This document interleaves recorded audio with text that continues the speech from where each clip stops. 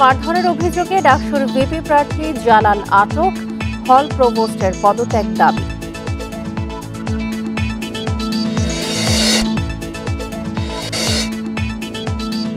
প্রতি মাসে গড়ে নদীতে মিলছে ৪৩ মরদেহ, ৩০% পরিচয় শনাক্ত করতে পারছে না পুলিশ।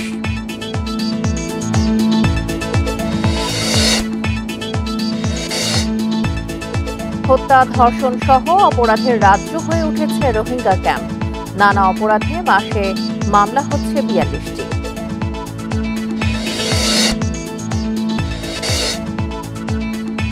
সমুদ্রে তেল গ্যাস অনুসন্ধানে চলতি বছরই আবারও দরপত্র আহ্বানের উদ্যোগ, জ্বালানি নিরাপত্তা নিশ্চিতে জোর।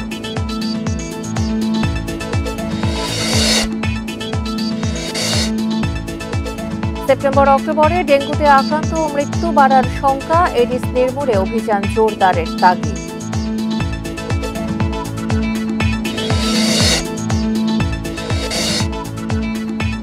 জাতীয় কবি কাজী নজরুল ইসলামের মৃত্যুবার্ষিকী আজ, দেশব্যাপী নানা আয়োজন, সমাধিতে ফুলেল শ্রদ্ধা।